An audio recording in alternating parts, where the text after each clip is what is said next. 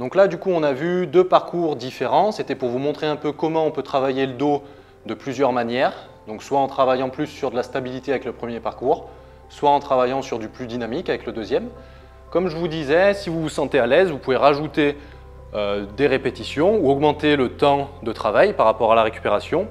Ou alors après, utiliser des charges additionnelles ou des élastiques par exemple. Par exemple, sur le premier parcours, lorsqu'on fait les mouvements sur le côté, vous pouvez mettre un élastique au niveau des pieds, plus ou moins tendu, et faire vos mouvements de jambes sur le côté lors du gainage. Là, il est un peu trop tendu, un peu trop court, mais le but, c'est un peu de rajouter de la charge. Donc ça, c'est à vous de voir en fonction de vos capacités. Maintenant, on va passer à la phase un peu de récupération et de retour au calme, avec 3 assouplissements qui sont plutôt assez bénéfiques au niveau du dos.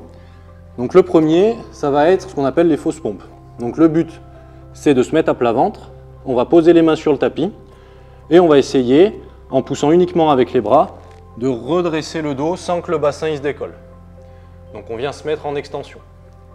Ça, c'est une position qui permet en fait de rééquilibrer un peu le mouvement au niveau du dos et notamment au niveau des lombaires.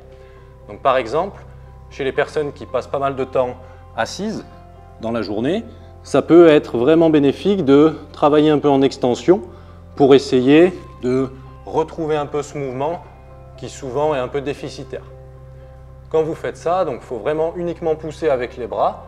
Vous tenez la position à peu près 10-15 secondes et ensuite vous venez de retour à plat ventre, mais le dos doit être au maximum relâché. Plus vous avez les mains vers le haut, plus vous allez agir sur, on va dire, la partie haute des lombaires, donc plutôt à ce niveau-là.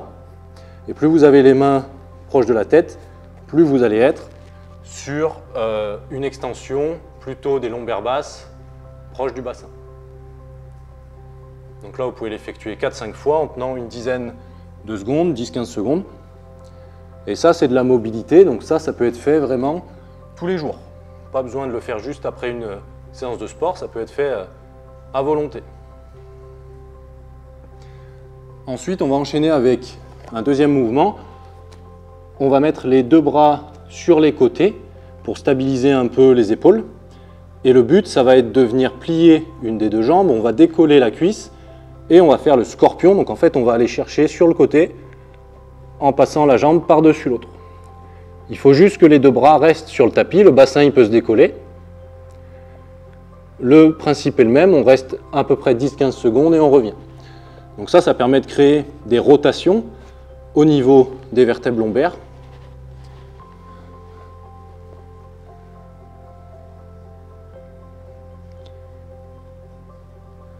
Le principe reste à peu près le même au niveau des consignes. On fait 10-15 secondes de maintien, on relâche, on souffle bien, on essaye d'être relâché. Et on peut le faire 4-5 fois de chaque côté. Si vraiment vous sentez qu'il y a un des deux côtés où il y a plus de tension, n'hésitez pas à refaire 1 ou 2 fois de plus. Ça veut dire qu'il y a forcément de ce côté-là le mouvement qui est un peu déficitaire et du coup ça fait du bien de l'assouplir. Et le dernier petit exercice qu'on peut faire, c'est plutôt pour les muscles fessiers au niveau du bassin, mais qui ont un rôle important dans tout ce qui est lombalgie et douleur un peu du bas du dos. Ça va être un petit étirement des muscles fessiers. Donc vous allez mettre la jambe pliée à 90 degrés devant vous, l'autre pareil mais en rotation inverse au niveau de la hanche. Et on va venir s'allonger un peu sur la jambe de devant, donc soit en positionnant les coudes sur le tapis. Si déjà là vous sentez que ça tire et qu'il n'y a pas besoin de faire plus, vous restez dans la position et vous maintenez 10-15 secondes. Si jamais ça tire pas trop, vous pouvez carrément essayer de vous allonger un peu sur la jambe et pareil, on maintient la position 10-15 secondes. On peut l'effectuer 3-4 fois de chaque côté. Je vous montre de l'autre côté.